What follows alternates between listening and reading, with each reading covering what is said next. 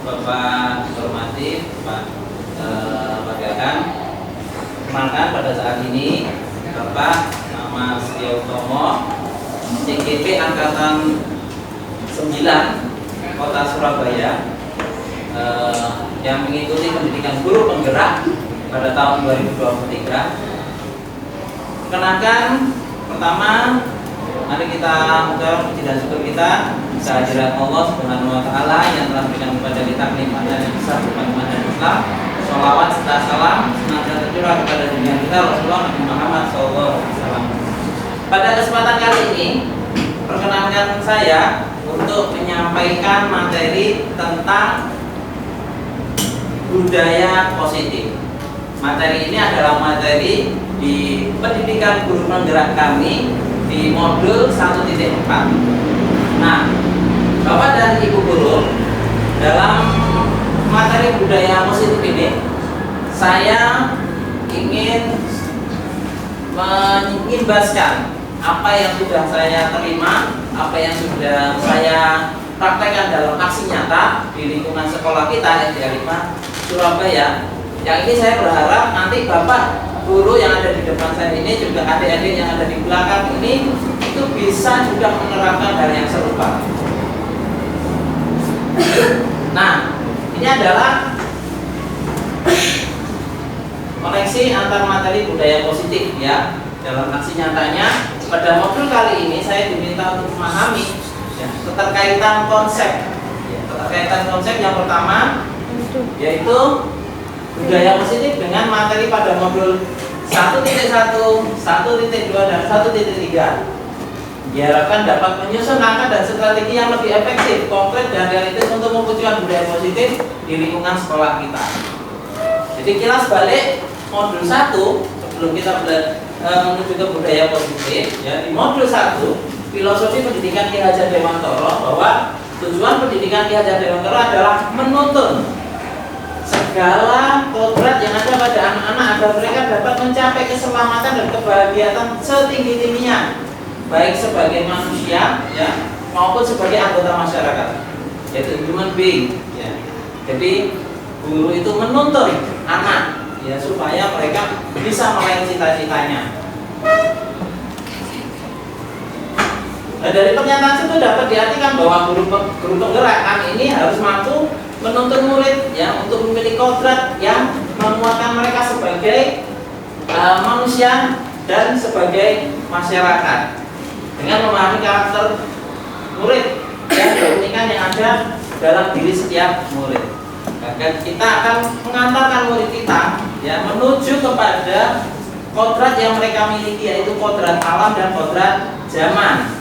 Kodrat alam yaitu dimana murid itu punya latar belakang yang berbeda-beda, baik dari suku, bahasa, agama, ya, kebudayaan, kegemaran, karakteristik, ya, semuanya ini adalah kodrat alam yang kita harus pelajari, kita dalami. Untuk tujuannya kita bisa dekat dengan mereka, kita bisa memahami mereka. Ini adalah kodrat alam dan kodrat zaman, bahwa sesungguhnya perkembangan teknologi itu senantiasa berjalan begitu pesat. Jadi kita harus bisa mengikuti, ya. Ketika ada perkembangan teknologi mulai dari perkembangan revolusi industri 1.0 sampai 5.0, itu siswa kita juga bisa mengikuti. Mereka sekarang bisa belajar menggunakan gadget, mereka bisa belajar menggunakan laptop dan menggunakan aplikasi-aplikasi yang ada di laptop atau gadget untuk menunjang pembelajaran, untuk memperkaya ilmu siswa.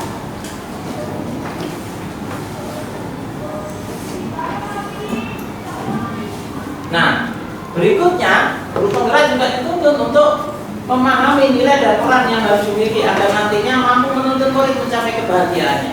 Jadi murid itu harus bahagia. Ketika murid bahagia, mereka belajar dengan senang, mereka belajar dengan gembira dan menikmati setiap pembelajaran yang kita berikan. Hal ini sesuai dengan visi sebagai guru penggerak, yaitu menjalankan konsep Ki Hajar Dewantara untuk mewujudkan murid Indonesia yang merdeka seutuhnya, yang mereka tidak terkekang, terkungkung, sehingga pembelajaran pun mereka bisa mereka dengan menggunakan konsep belajar yang sesuai dengan apa yang diinginkan, ya, sesuai dengan materi yang mungkin ada. Jadi kita sesuaikan materi itu sehingga murid bisa gembira. Ini adalah wujud profil pelajar Pancasila yang pertama berakhlak mulia, kedua berkebinekaan global, yang ketiga mandiri, bergotong royong, bernalar kritis dan kreatif. Adapun nilai yang harus dimiliki dalam diri seorang guru penggerak dan berpihak kepada murid, ya, itu pasti. Jadi kita harus berpihak kepada murid. Jangan sampai kita tidak berpihak, tidak memperdulikan murid, kita tinggalkan apa yang mereka inginkan, mereka tanyakan, kita tidak peduli, tidak menjawab, tidak mengarahkan. Kita juga harus mandiri, kita harus self confidence, ya, kita harus self learning, belajar sendiri, mencari sendiri sumber belajar yang bisa kita temukan di sekitar kita. Kita jangan menunggu dapat pelatihan, ya, menunggu dapat diajari, menunggu disuruh, jangan. Tapi kita harus mandiri, kita belajar sendiri, menyiapkan sendiri. Semuanya ketika ada permasalahan maka kita berusaha untuk bisa menyelesaikan sendiri tanpa bantuan orang lain. Reflektif, setiap aktivitas itu kita harus melakukan refleksi. Ya, kita akan evaluasi apa sih kekurangan dari apa yang sudah kita ajarkan, apa sih masukan-masukan yang perlu kita kembangkan untuk berikutnya. Kolaboratif, ya, bekerja sama, saling bekerja sama, dan inovatif, ya, punya inovasi-inovasi dalam pembelajaran.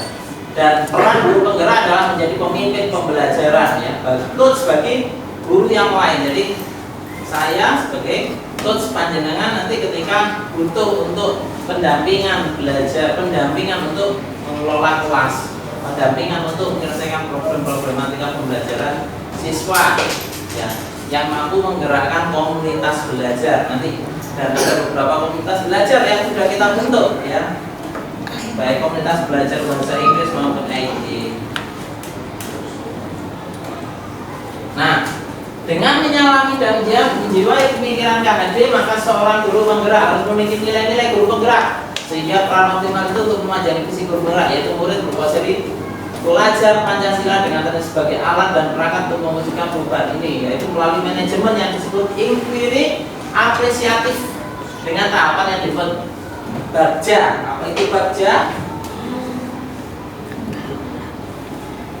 Nah, ini adalah alur inquiry apresiatif bagja. Buat pertanyaan utama, ambil pelajaran, gali mimpi, jabarkan rencana, atur eksekusi, ya. Jadi ketika kita mau membuat visi, pertama buat pertanyaan utama, apa sih sebenarnya kita butuhkan?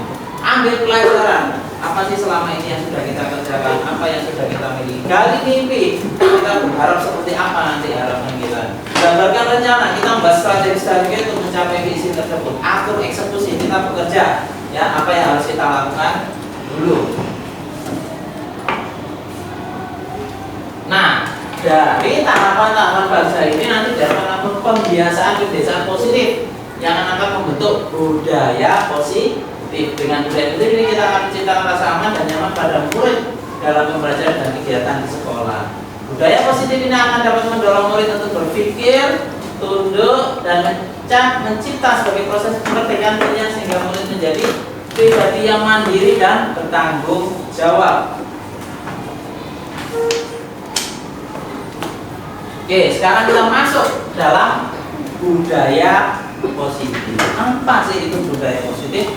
Itu adalah pertama, disiplin positif proses pembelajaran. Itu merupakan pendekatan mendidik anak untuk melakukan kontrol diri dan pembentukan kepercayaan diri. Itu disiplin positif, ya, pertama. Jadi membuat pendekatan yang mendidik anak untuk melakukan kontrol diri dan pembentukan kepercayaan diri. Teori kontrol, ya, ini teori kemudian yang mengusulkan bahwa manusia mampu mengendalikan diri, bahwasanya kontrol perilaku seolah hanya dapat dikendalikan oleh dirinya sendiri. Otak dan pikiran kita memungkinkan kontrol perilaku dari dalam dirinya sendiri. Ini menurut pendapat Dr. William Blaser. Teori motivasi, bahwasanya setiap perilaku manusia memiliki motivasi dan tujuan. Ada 3 motivasi perilaku, ya. Ada 3 motivasi perilaku. Pertama, menghindari ketidaknyamanan atau hukuman, mendapatkan penghargaan atau imbalan, dan menjadi orang yang mereka inginkan dan menjadi diri sendiri dengan nilai-nilai yang mereka percaya. Itu adalah 3 motivasi kita berperilaku, ya. Kita mau melakukan sesuatu, bisa melakukan sesuatu itu mungkin bisa jadi karena menghindari hukuman atau menghindari ketidaknyamanan, atau bisa jadi juga kita bisa melakukan sesuatu karena ingin mendapatkan penghargaan dan imbalan, atau juga bisa menjadi karena ingin menjadi mereka yang inginkan, ya, dicita-citakan. Nah, itu baru dia bisa bergerak.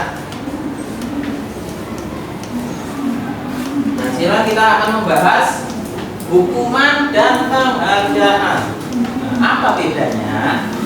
penghargaan itu atau maupun hukuman adalah salah satu cara mengontrol perilaku murid yang secara tidak langsung menghambat potensi perkembangan pembelajaran yang sesungguhnya. Jadi ketika kita ingin mengontrol perilaku murid, maka bisa jadi kita menggunakan hukuman atau penghargaan, ya. Dalam jangka waktu tertentu itu hukuman maupun penghargaan akan memberikan dampak yang sama, yaitu ketergantungan serta mematikan motivasi insting, ya. Jadi hukuman, penghargaan itu sama posisinya. Hukuman juga bisa mematikan motivasi, penghargaan juga sama mematikan motivasi. Orang bergerak, anak bergerak karena hukuman, anak bergerak karena penghargaan, itu juga sama. Yang beda adalah ketika mereka bisa bergerak tanpa ada hukuman dan penghargaan. Nah, posisi kontrol guru itu bisa sebagai penghukum, pembuat merasa bersalah, teman, pemantau, atau manajer, ya. Kebutuhan dasar manusia, ya, sebelum kita masuk ke kebutuhan dasar manusia, bahwa posisi kontrol guru itu yang pertama sebagai hukum. Jadi guru juga bisa memberikan sanksi atau hukuman, juga bisa membuat merasa bersalah. Ketika kalian berbuat kesalahan, maka kalian bisa memahami, oh iya, saya sudah melakukan kesalahan. Atau juga bisa menjadi teman ketika saat-saat istirahat, saat-saat bermain, ya, kita bisa berlaku sebagai teman, ya, sebagai guru, ya, bermain bersama siswa, main bola, main basket, main catur dan sebagainya. Juga bisa sebagai pemantau ketika kalian melakukan pembelajaran, guru memantau kalian dari belakang, atau ketika pembelajaran memberi catatan siapa yang siswa itu suka tidur dalam pembelajaran, siapa siswa yang suka nggak serius ketika ustadznya menjelaskan, mainan misalnya, atau kepalanya nunduk aja di bawah meja. Nah, itu dipantau masuk dalam penilaian atau catatan. Nah, yang terakhir adalah manajer, memanage sebuah kelas, ya, membuat sebuah aturan di kelas supaya kelas itu bisa teratur, ya, karena ada manajernya di situ, ya, bisa menyelesaikan permasalahan-permasalahan yang ada di kelas. Nah, yang ketiga, kebutuhan dasar manusia. Ya, jadi ada beberapa kebutuhan dasar manusia. Yang pertama, manusia itu butuh bertahan hidup. Manusia itu butuh kasih sayang. Manusia itu butuh rasa memiliki. Manusia itu butuh kebebasan. Manusia itu butuh kesenangan, dan manusia itu butuh pengakuan. Kita juga perlu diawasi, ya, supaya bisa terkontrol. Nah, disinilah nanti yang keempat muncul yang namanya keyakinan kelas. Apa itu keyakinan kelas? Adalah nilai-nilai kebajikan. Nilai-nilai kebajikan yang diyakini oleh kelas untuk menumbuhkan motivasi intrinsik dan budaya positif di kelas. Jadi keyakinan kelas ini bukan seperti hukuman, bukan seperti penghargaan, ya, tapi keyakinan kelas ini adalah nilai-nilai kebajikan yang diyakini oleh semua siswa di kelas. Jadi untuk menumbuhkan motivasi intrinsik, supaya mereka itu sadar, ya, sadar untuk bisa berubah, sadar untuk bisa melakukan. Itu yang namanya keyakinan kelas. Apa bedanya dengan peraturan kelas? Kalau peraturan kelas itu hubungannya dengan sesuatu yang diatur. Ketika kalian melanggar, maka ada santunan. Tapi keyakinan kelas harapannya adalah dengan dibuatnya sebuah kesepakatan keyakinan kelas, maka kita semua bisa menempati bersama-sama. Contohnya, keyakinan kelas itu seperti kita menyepakati bahwa kelas ini harus bersih sebelum kita masuk kelas dan saat kita menjelang pulang. Itu bentuk keyakinan kelas. Yang kedua, saat pembelajaran semuanya mendengarkan pembelajaran itu dengan tertib dan selalu mencatat apa-apa yang diminta untuk dicatat oleh guru atau informasi-informasi penting yang perlu dicatat sehingga kalian tidak perlu, ya, bapak guru yang ada di sini tidak perlu menyuruh siswa mencatat karena siswa sudah sadar, sudah punya keyakinan kelas bahwa ya itu penting catatan itu aku harus tulis. Bentuk keyakinan kelas lain adalah ketertiban. Contohnya menjaga ketertiban dan keamanan serta kenyamanan di kelas. Maka semuanya ini kita usahakan rapi. Kelas itu diusahakan rapi. Terus juga kelas itu tidak rame. Kalau ingin rame di luar kelas. Tidak ada yang bermain bola di dalam kelas. Tidak ada yang lari-lari di dalam kelas. Kalau di kelas ya jalan, ngobrol, makan kalau istirahat, belajar ketika waktunya pembelajaran, dan semua barang dalam kondisi rapi, tidak berserakan. Itu yang namanya menjaga ketertiban, kenyamanan, dan keamanan di kelas. Ya, kelasnya aman, tidak ada pencurian, tidak ada pengerusakan. Itu kita bentuk keyakinan kelas. Ya. Itu bedanya dengan peraturan kelas. Di sini juga ada bentuk keyakinan kelas yang sudah disepakati bersama. Selalu mengetuk pintu dengan mengucap salam baik di sekolah maupun di rumah. Itu betul keyakinan kelas kalian melakukan dengan sadar, ya, siswa melakukan dengan sadar. Jadi kalau bapak guru yang ada di depan itu juga bisa itu mempraktekkan itu bapak. Selalu permisi ketika berjalan dengan orang tua, ya, atau orang yang lebih tua atau ustaz dan ustazah, orang tua kalau ada di situ. Dari keyakinan kelas ini yang kelima namanya segitiga restitusi. Kenapa dinamakan segitiga? Supaya kita bisa lebih memahami bahwa bentuknya memang segitiga. Segitiga itu 1, 2, 3 itu ada penjelasannya. Apa yang pertama? Ya, jadi pertama adalah segitiga restitusi itu adalah merupakan alat, ya, untuk menegakkan keyakinan bersama di dalam kelas maupun sekolah. Seandainya keyakinan kelas sudah dibuat tetapi masih ada saja yang melakukan pelanggaran, maka kita langsung bisa menggunakan segitiga restitusi. Ya, langkahnya bagaimana? Langkahnya seperti ini. Pertama, menstabilkan identitas. Ya. Pertama, menstabilkan identitas. Yang kedua, validasi tindakan yang salah. Dan yang ketiga, menanyakan keyakinan. Apa itu? Apa itu? Apa bedanya di antara ketiga itu? Jadi, menstabilkan identitas yang pertama. Apa yang dilakukan dengan menstabilkan identitas adalah menanyakan apa pelanggaran yang sudah dilakukan. Itu menstabilkan identitas. Kamu sudah ngerti nggak sih apa yang sudah kamu lakukan? Misalnya ya, ada siswa keluar kelas tidak memakai sepatu, tapi dia nggak sadar. Atau dia sengaja memang main bola di bawah pakai sepatu. Terus akhirnya dapat teguran, dipanggil ke kelas, ya, sama bapak ibu. Nah, kamu tahu nggak kesalahannya? Ayo. Itulah waktu di bawah kamu lagi main apa? Oh iya, aku main basket. Nah, aturannya gimana? Ya sudah disepakati kalau main basket pakai bola. Nggak benar. Yang kedua, harus pakai sepatu. Oke, pakai sepatu. Silakan dilihat ke bawah. Hah? Nggak pakai sepatu. Nah, ini langsung kita. Berarti apa?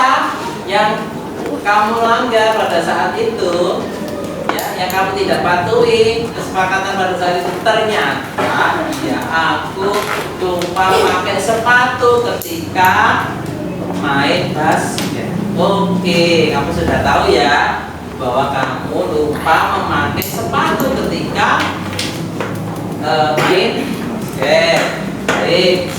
Nah, sekarang masuk setelah stabil identitasnya, sudah tahu kesalahannya kan, oh ya aku nggak pakai sepatu ya, apalagi di kelas waktunya pelajaran tidak pakai sepatu ya. Tahu kesalahannya, oke, saya melanggar keyakinan kelas. Apa berikutnya yang dilakukan?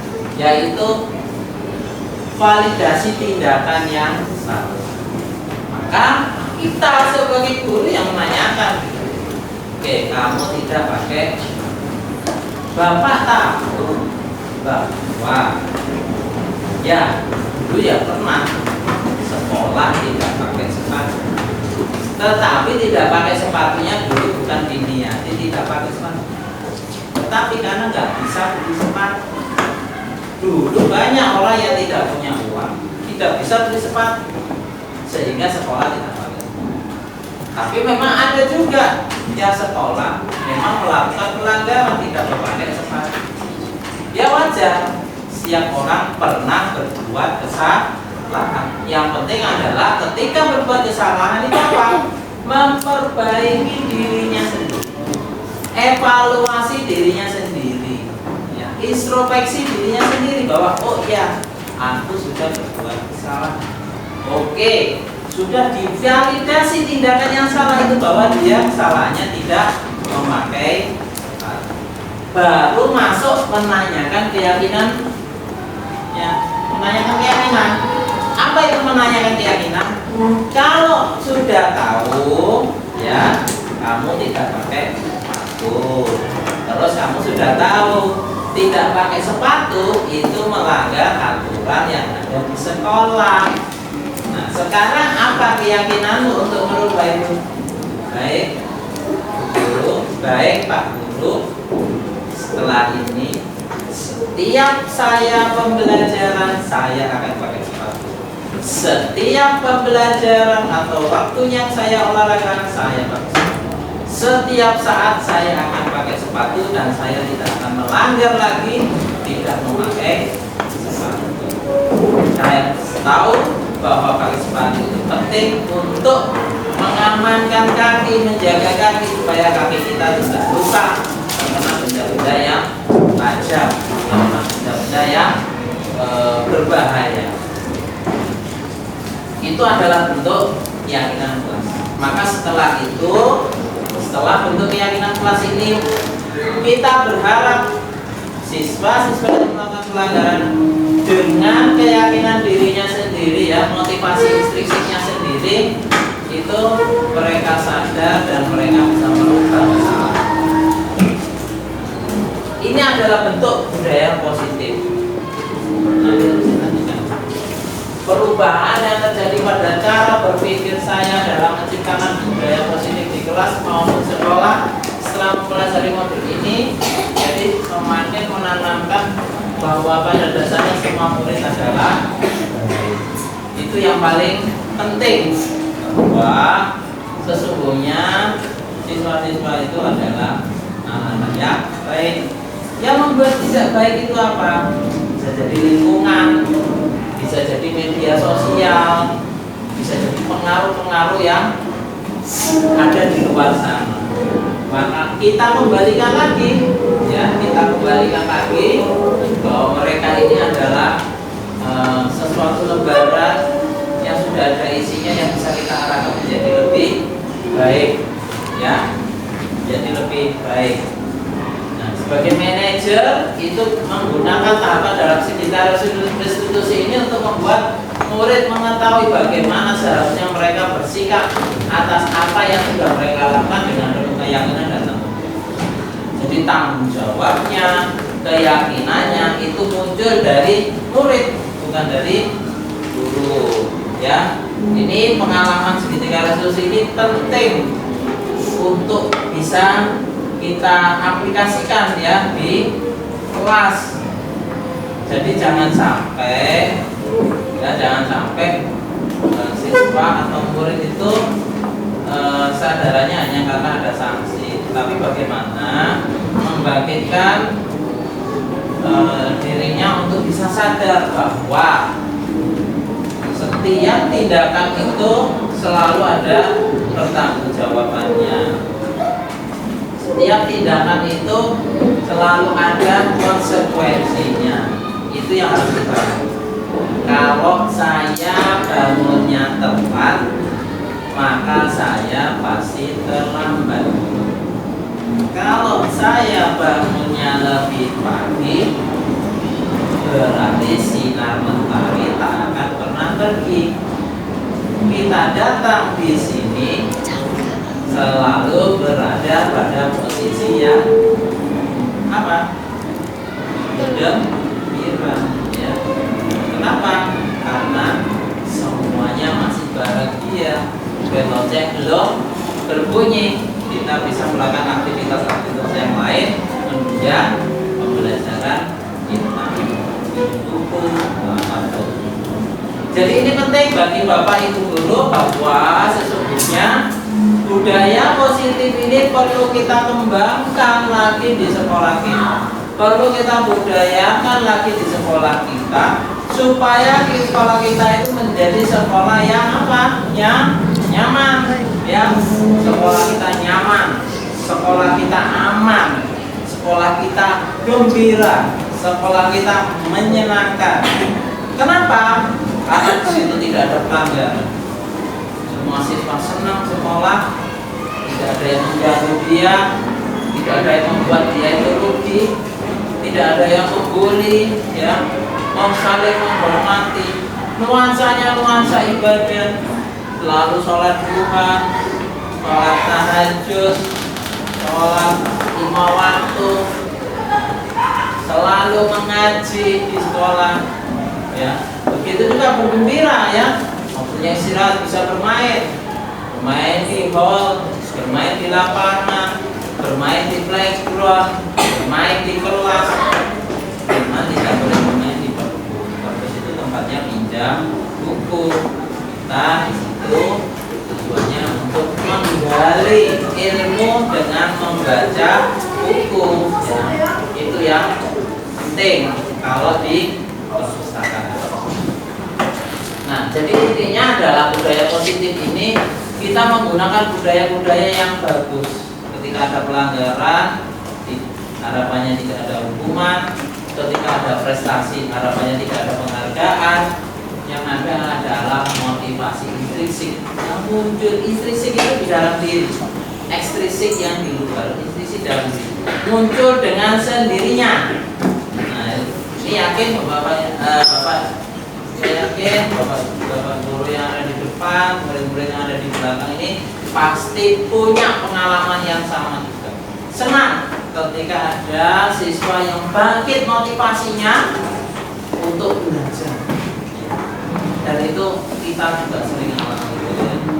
Jadi siswa ingin belajar dengan gembira, memanfaatkan media yang sudah dibawa di sekolah, misalnya laptop. Belajar menggunakan quizzes, belajar menggunakan e-learning, ya, atau belajar dengan metode diskusi yang menyenangkan, atau belajar dengan kelompok tutor, ya, misalnya seperti itu. Budaya positif, ada pelanggaran, buat keyakinan kelas. Awal masuk kelas membuat keyakinan kelas, ya, bersama-sama mengusulkan, usul kelasnya dibuat bersih, oke, usul kelasnya dibuat nyaman, nggak rame, usul kelasnya dibuat tertib, usul kelasnya dibuat menggembirakan, usul pembelajarannya dibuat lama-lama, ya, bukan lama-lama, ya, pembelajarannya dibuat dalam materinya, usul datangnya tepat waktu, pulangnya tepat waktu, usul apalagi dan usul yang itu nanti kita rakit menjadi keyakinan kelas. Jadi Bapak Ibu guru semuanya, demikian budaya positif yang ada di kelas atau di sekolah kita yang sudah kita jalankan bersama, yang sudah kita aksi nyatakan. Semoga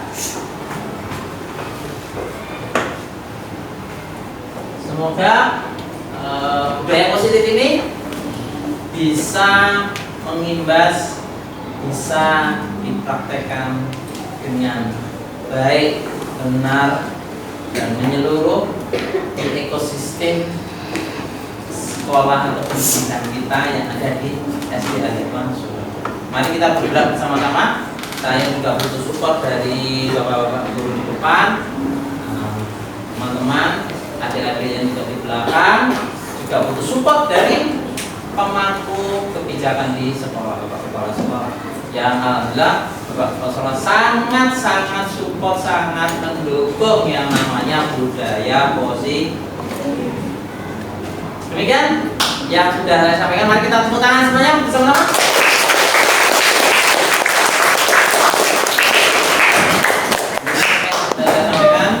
Saya bernama Setio Utomo, CTP Angkatan 9 SD Al-Hikmah Surabaya, mengucapkan terima kasih. Wassalamualaikum warahmatullahi wabarakatuh. Waalaikumsalam warahmatullahi wabarakatuh.